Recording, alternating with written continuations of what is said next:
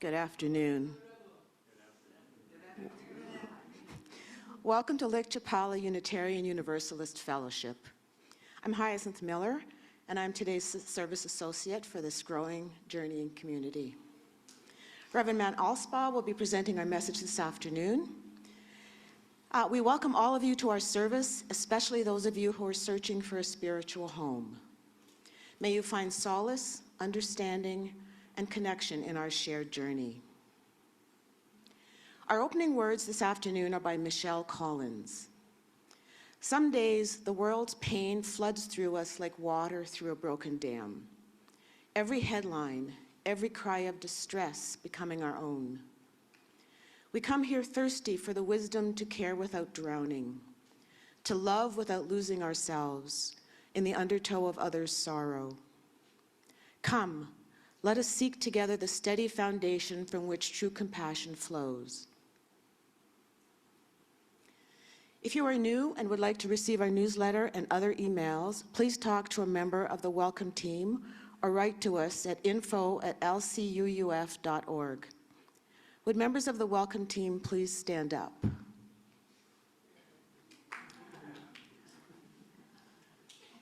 These folks know stuff, so feel free to talk to them. I want to take a moment to extend a very warm welcome to everyone who's visiting us, whether you are visiting us for the first time or have returned or reconnected with us after a long absence. As we pass the mic, I invite you to say your name and tell us where you're from. If you are on Zoom, and please introduce yourself in the chat box, and it will be read aloud in the fellowship. We'll start with the people in the room. Hi, my name is Matt, and I'm back after a long absence. About 6 weeks, but it's good to be back. I'll say more. Hannah? You haven't been here in a long time. Hello, I'm Hannah. After 6 months snowbirding in Budapest, I'm back to see you again. Thank you. Any other joys or sorrows in the room at the back? Sorry. I'm jumping ahead. Hello, my name is Cindy. We're visiting from Dayton, Ohio, and this is our first time to Ahi, but we were in Chapala last April, and we'll be coming back. Welcome. Do you want to say something? Yes, and I'm with Cindy. I'm her wife, and we are very pleased to be here today. Thank you.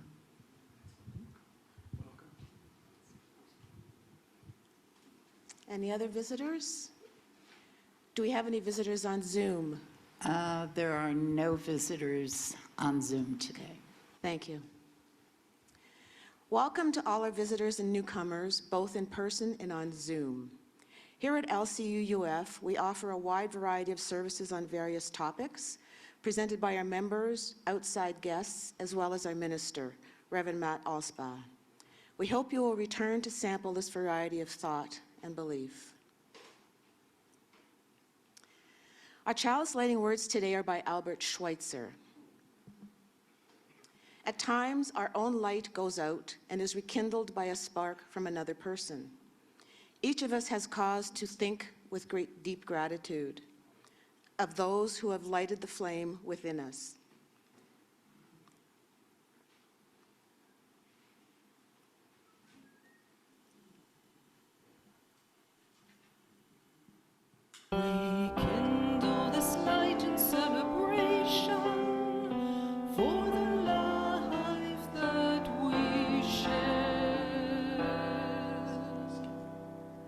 Each week we come together to lament with, celebrate with, and care for one another in our community.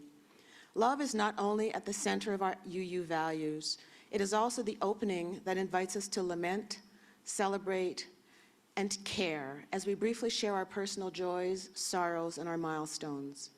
There is power in the sharing as we hold each other in community. Just a sentence or two is enough. We will start with the folks in the room to give those on Zoom a chance to type their joys and sorrows into the chat box to be read out loud in the fellowship. As the mic is passed, please share your sorrows, whatever you may be holding, and that are in need of our healing and caring thoughts, and or your joys, whatever you may be celebrating, whatever evokes within you a feeling of joy, peace, and gladness. Would anybody like to speak about their joys? Over here, sorry. I'd like to say goodbye to Jane Goodall, a very compassionate person.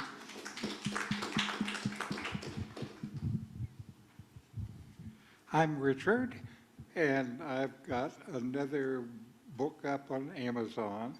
This is entitled Atma Bodha, or Self-Knowledge, and it's looking at the writings of Shankara, who revitalized in India non-duality 1,500 years ago. And this particular book is designed for people who are just starting out with their spiritual search. And unlike many of his other books, it doesn't require that you know all this Hindu stuff.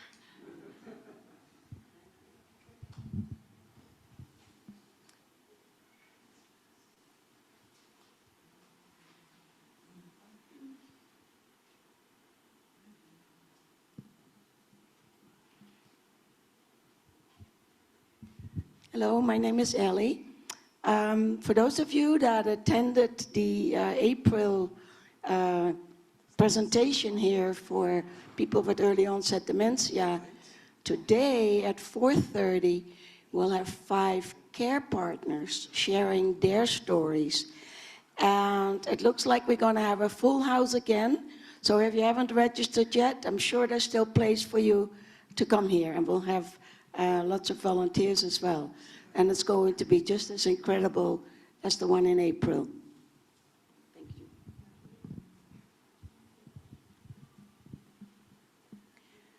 Are there any joys and sorrows that were shared on Zoom this afternoon?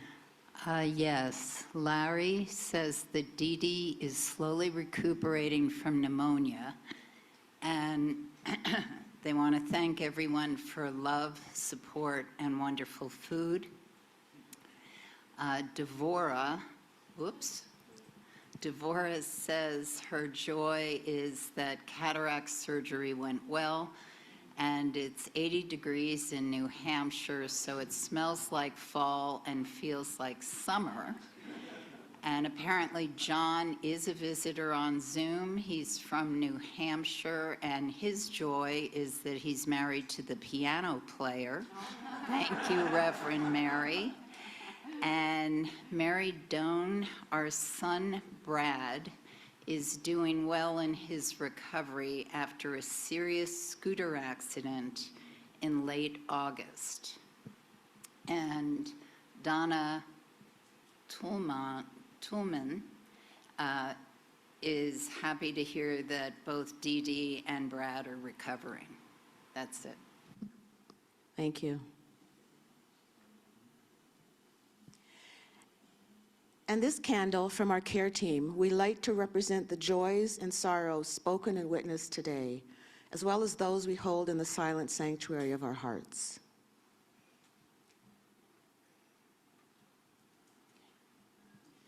Let us share a moment of silence.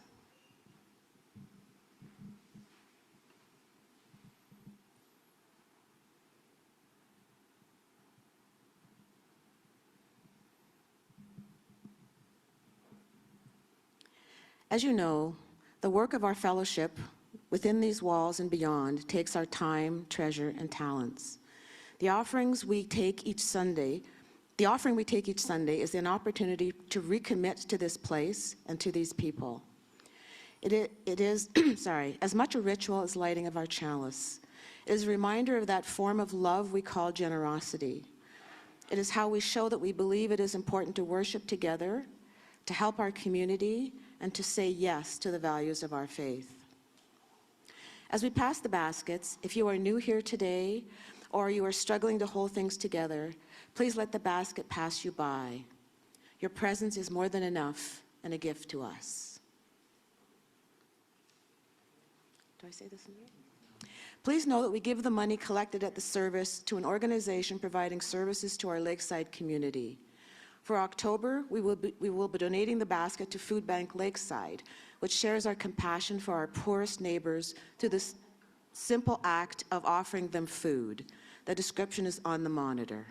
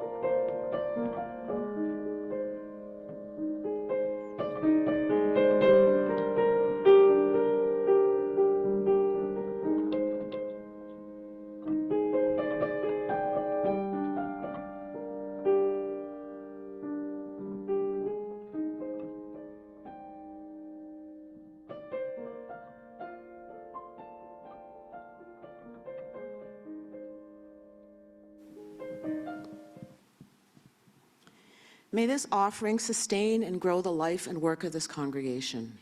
May we give in love and in hope for a better world.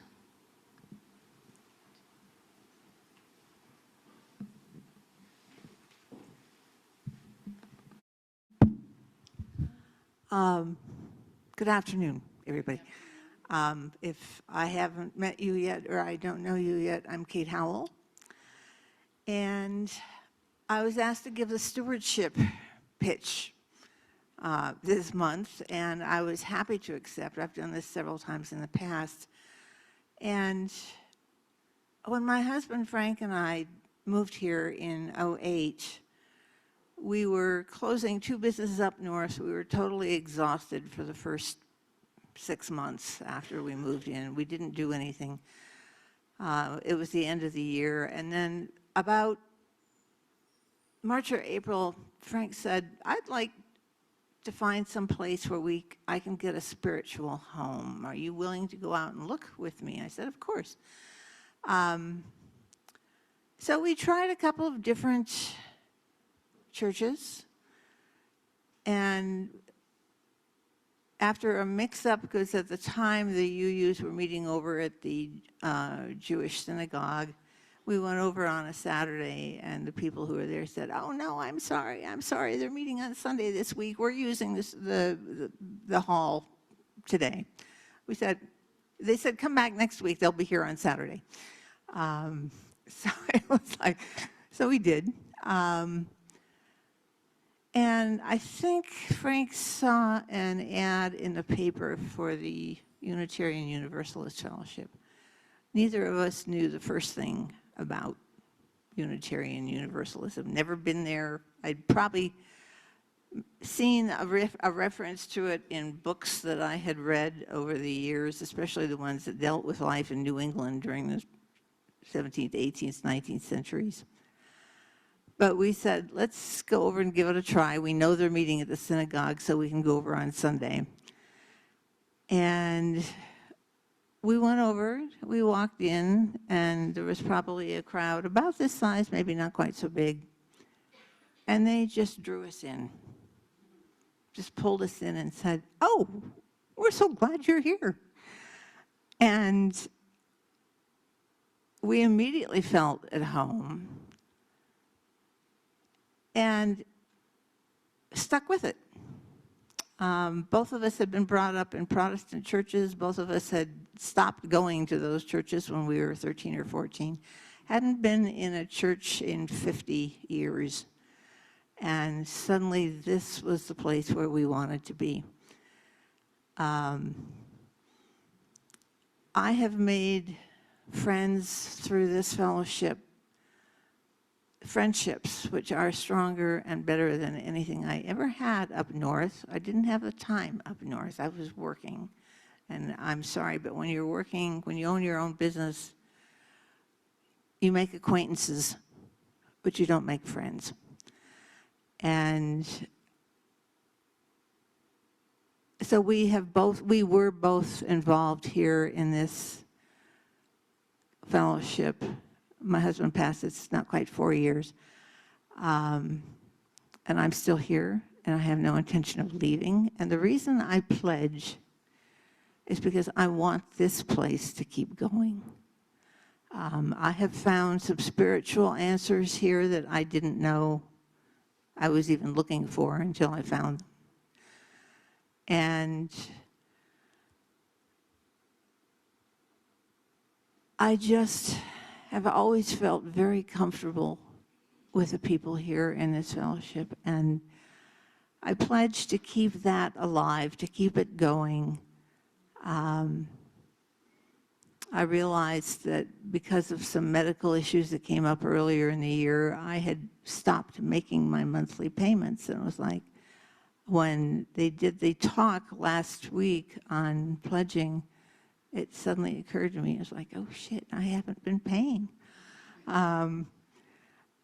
So I talked to Ted after the service, and he very nicely said, I'll write you an email and tell you how far behind you are.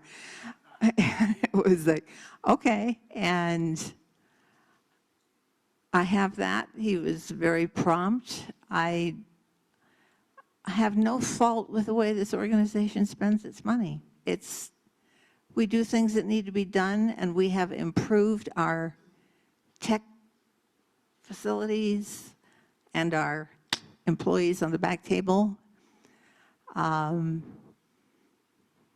What's not to love about this place?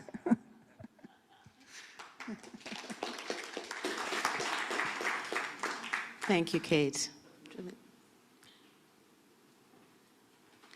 Our opening hymn is How Could Anyone? We again welcome Reverend Mary Doan, who was our remote piano accompanist. Please rise in body or in spirit and join us in singing. Mary will play this short piece through once, and then we will join in singing with her twice through.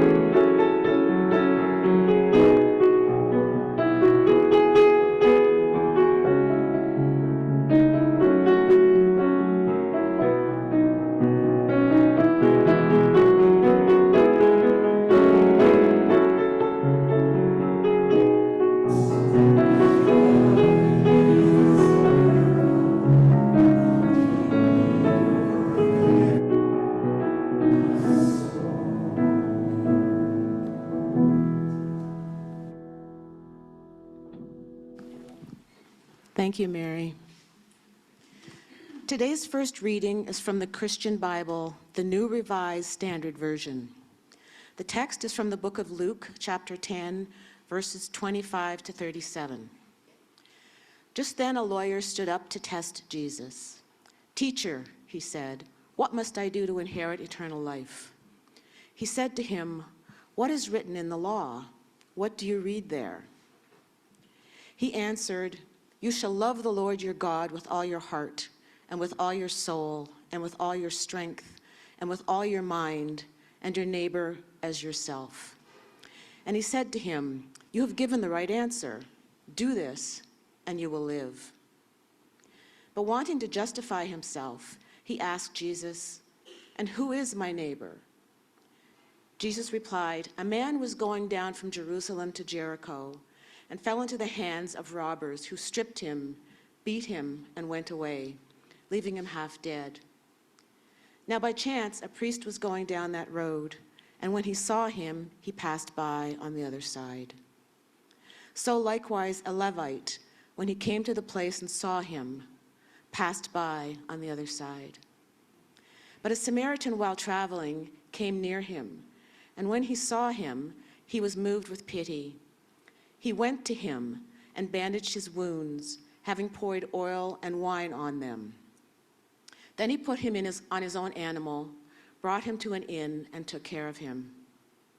The next day he took out 2 denarii, gave them to the innkeeper, and said, take care of him, and when I come back, I will repay you whatever more you spend. Which of these 3, do you think, was a neighbor to the man who fell into the hands of robbers? He said, the one who showed him mercy. Jesus said to him, go and do likewise.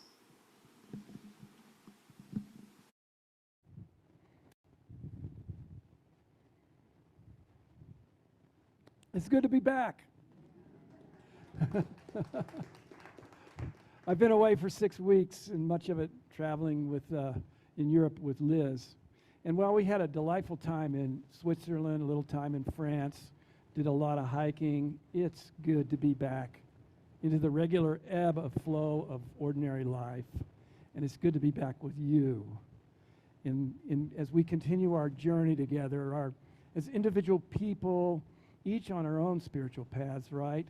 But traveling together and living our lives here in this community. And what about those spiritual paths?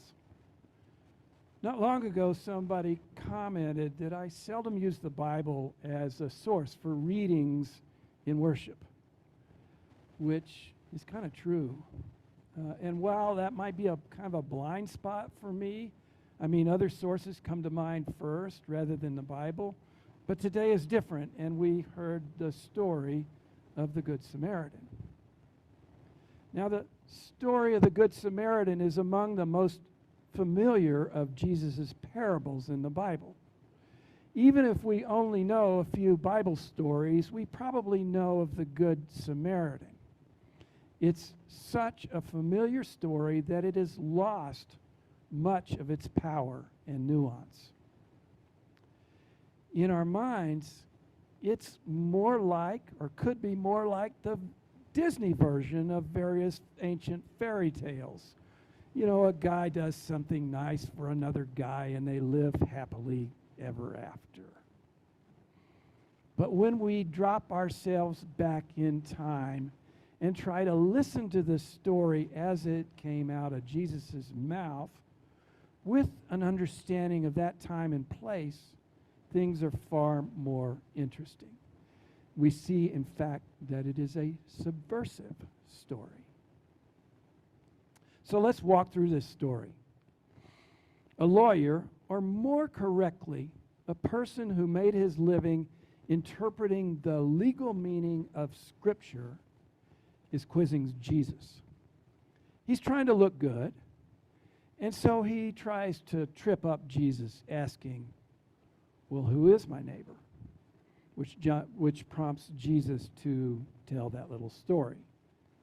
He describes a man going down the Jericho road, which I understand is a very steep and twisty road with plenty of spots where attackers could hide. So it is a dangerous road to be avoided if you can.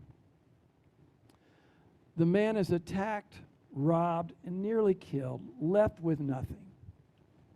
2 people, a priest, and a Levite see the man and avoid him. Now, a Levite is a member of the tribe of Levi. He's a temple functionary. So both of these individuals are connected with the established religion, a religion that Jesus was trying to reform. And both of these men fail the compassion test.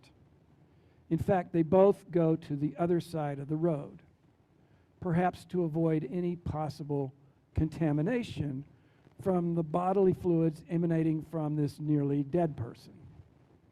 And you have to know that bodily purity was really important for that ancient Hebrew religion. But then there's this other guy, a Samaritan, who comes by and offers assistance. What we forget, because the word Samaritan is so connected with the word good in our modern vocabulary, is that Samaritans were despised by the Hebrews. You see, Samaritans were a group that claimed to have the true religion, the correct form of Judaism, and that the Jewish religion was somehow distorted. Now, they still exist today, these Samaritans, just a few hundred people. This particular image is from 2006. So the Jews and Samaritans, practicing almost the same religion, but with subtle differences, naturally hated each other. Sound familiar? So the essence of this story is that the despised one ends up showing compassion, helping the injured man, while the other two, conventionally religious, pious people, do nothing. What caused the Samaritan to be moved with pity, as the words say, as the verse says? What causes any of us to respond when we see the suffering of others? Well, first, I need to say that I'm not sure that the correct word is pity. I'm not sure that's a good translation of the Greek word esplagniki, and I know I'm butchering that pronunciation. But we can do what good Bible scholars do. Go look at different translations, which I did. I went online, I did that in this case, and I found many translations. We were using the New Revised Standard Version of the Bible, and there are dozens and dozens more. But many of the other translations say that the Samaritan was moved with compassion, not pity. And that's different. It's a subtle difference. Pity is often focused with concern for a person's circumstances, while compassion is focused on concern for the person as a person. So I think the Samaritan saw himself in the injured person and acted on that feeling. I like to think that Jesus meant for us to respond to the person and not just to the situation.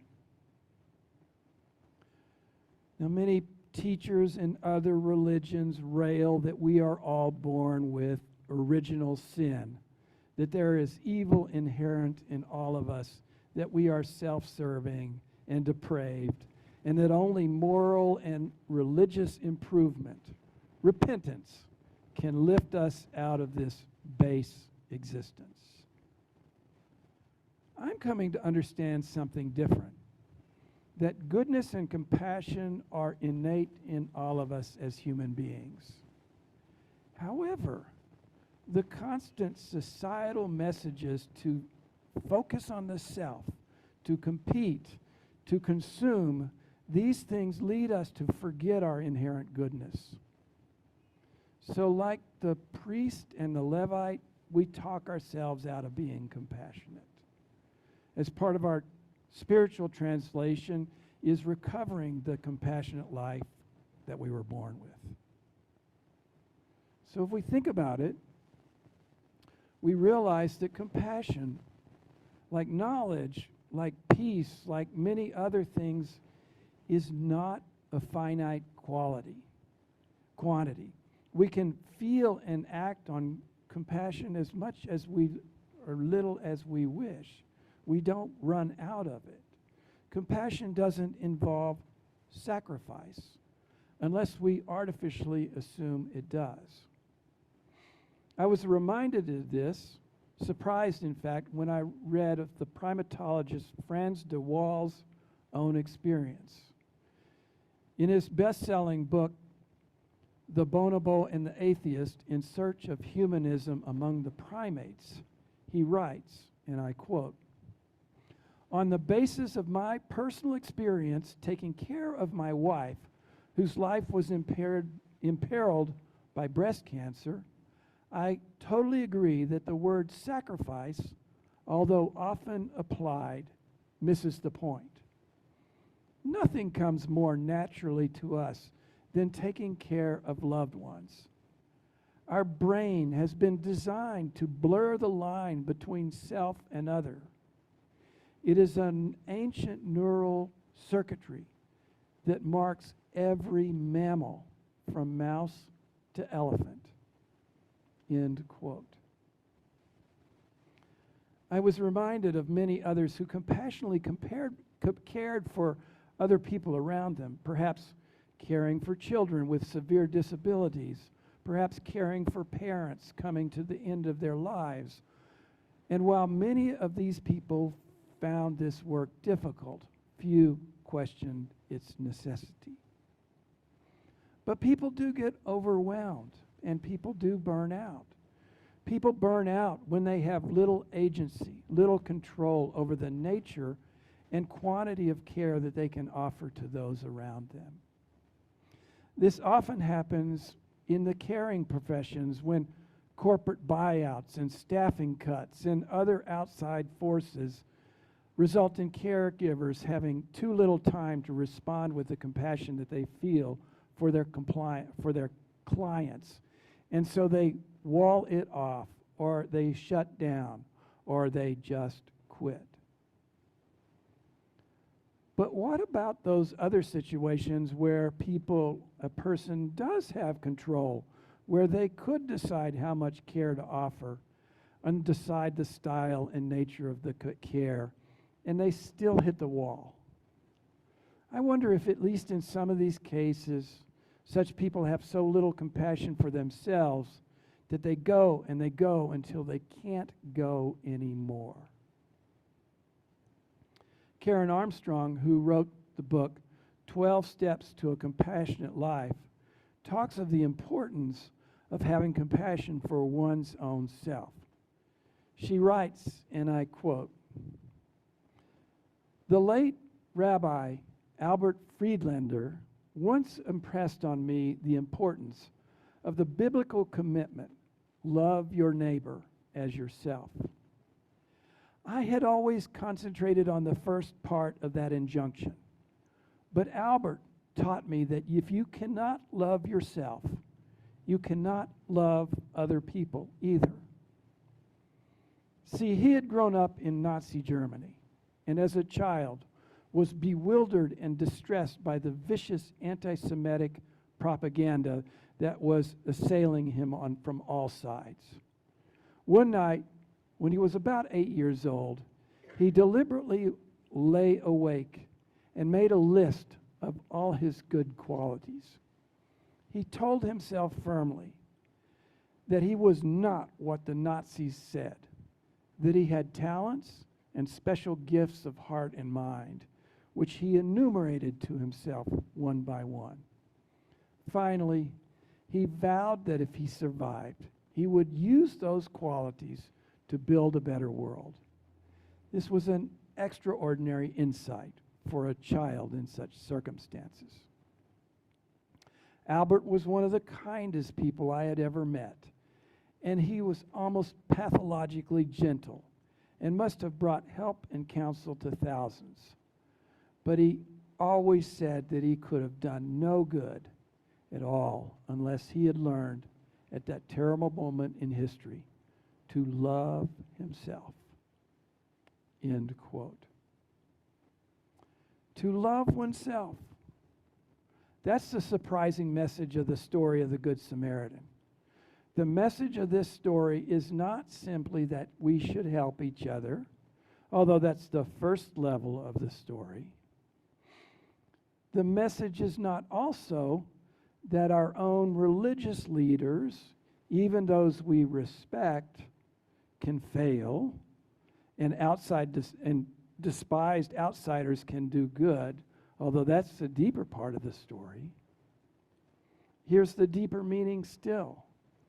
We are not only expected to love everyone, including our enemies, we're expected to receive love from everyone, including our enemies. And that's the harder part. And the hardest part of all is loving ourselves. Because if you think about it, if you love yourself, you are receiving love from the one that we know too well. The one that sometimes, and too often maybe, is the one we despise too much. And so by loving ourselves is the hardest part for many of us, some of us at least. But to love others, we must love ourselves as well.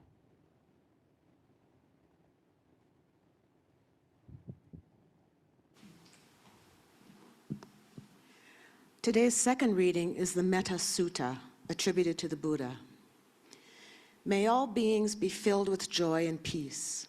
May all beings everywhere, the strong and the weak, the great and the small, the mean and the powerful, the short and the long, the subtle and the gross.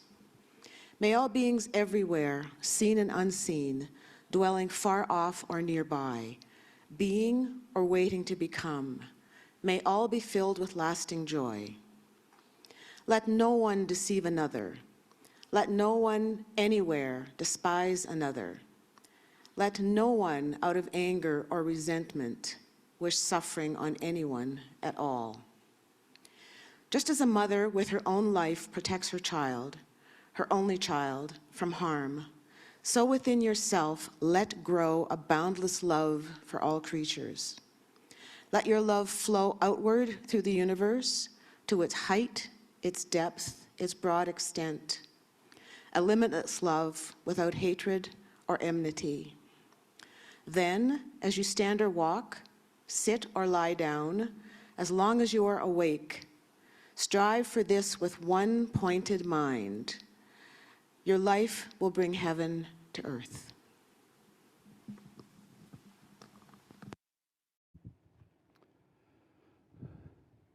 So many people have wondered, and I've wondered too in the past, what do people do during those long sitting meditations that some Buddhists and Eastern religious practitioners do? I mean, you know, sitting for hours at a time. What do they do when they go off for a weekend or even a month-long silent retreat and meditate huge chunks of the day? Could it be that all that time is simply spent just emptying one's mind or counting one's breaths? I mean, that's got to be boring. But it turns out that there are many other meditations available to Hindus and Buddhists and others, some involving very involved visualizations. Consider, for example, our reading today, the Metta Sutra. It's a very familiar reading. Here's another version on the screen, and it's even a third version in the Unitarian Universalist hymnal. And yet I was surprised to find that it too is often used as a meditation recipe.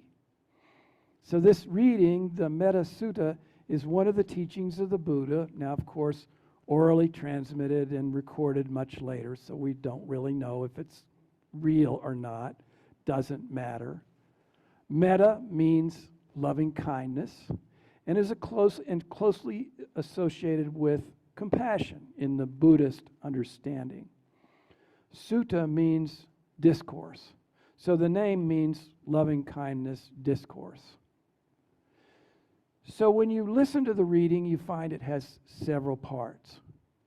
First, a part wishing for metta, compassion. May all beings have joy and peace. This encourages the meditator to set an intention for their meditation. The next part is a part listing various kinds of beings as an aid to visualizing all beings everywhere. The large and the small, the subtle and the gross, the seen and the unseen, and so on. And then comes a metaphor representing ideal love. a mother's love for her own child, a love that can then be extended to all beings. The idea is to imagine this great love and to project it, which leads to the final part of visualization, of radiating this love out into the whole universe. So as you might, sitting quietly, go through this whole four-step process of visualization and imagination, often ending with radiating love and compassion in all directions in the universe. It can be a powerful experience.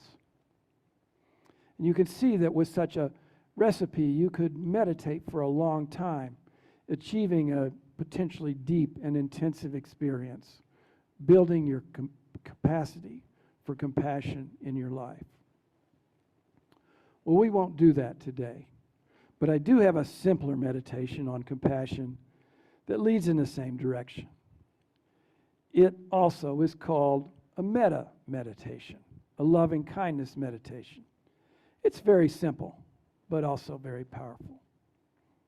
We'll explore this by meditating.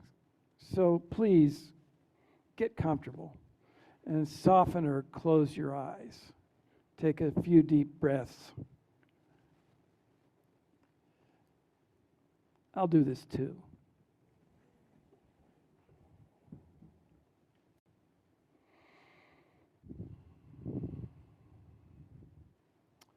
And I invite you to bring into your mind somebody that is very close to you, somebody that you love dearly.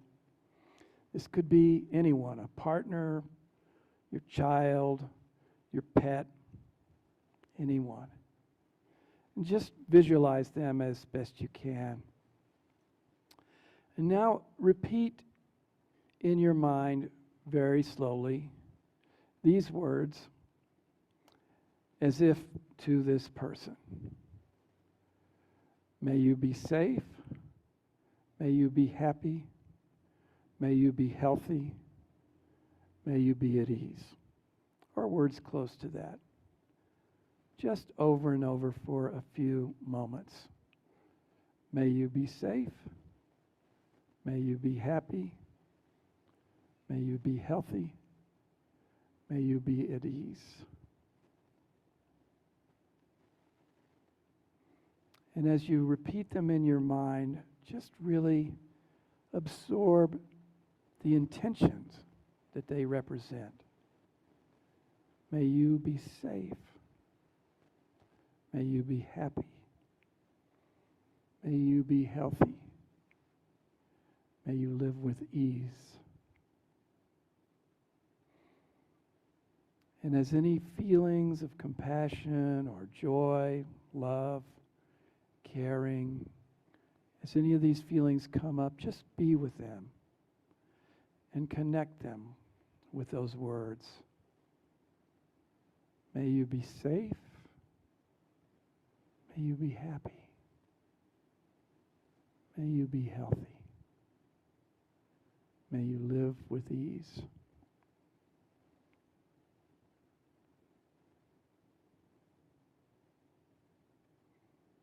May you be safe. May you be happy. May you be healthy. May you live with ease.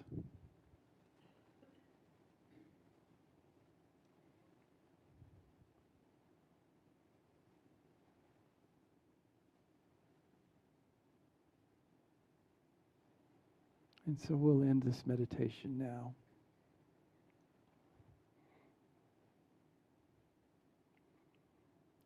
But there is more.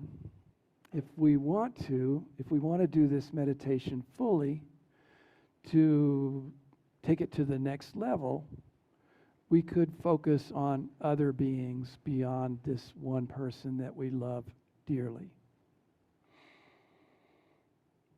So, after a time meditating on the person that we love dearly, we might move on to somebody that we barely know. a neutral person, as we sometimes call it, a stranger, maybe somebody that we encounter around town but we don't really know. And we offer them the same meditation, the same blessing. May you be safe. May you be happy. May you be healthy. May you be at ease. And we do this for a little bit. And then let's move on to a harder person still, a difficult person, maybe even somebody we despise. May you be safe. May you be happy. May you be healthy. May you be at ease. Even if this person has harmed us, and we have the right to expect justice, certainly, but our ultimate intention beyond that is still a loving kindness. And after that person, maybe even the hardest of them all might be to turn this to ourselves. May I be safe. May I be healthy. May I be happy. May I live with ease. Now, for some of us, our minds may cough up many reasons why we don't deserve these good things. But our intention is to receive them. May I be safe. May I be healthy. May I be happy. May I live it with ease.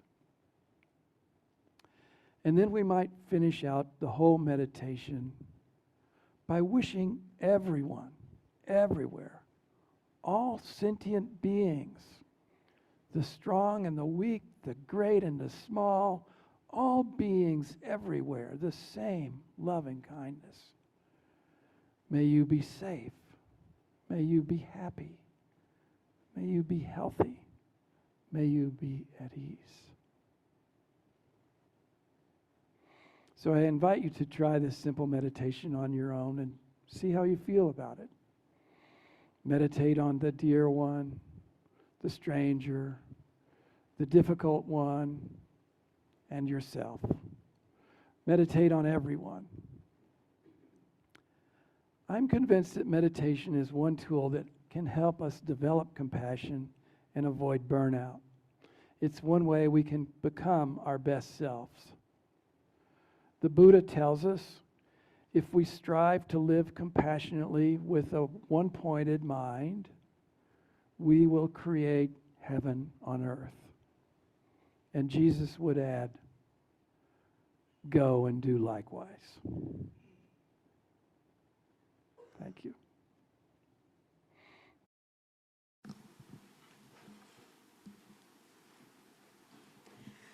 The closing hymn today is Lean on Me by Bill Withers. Please rise in body or in spirit and join us in singing.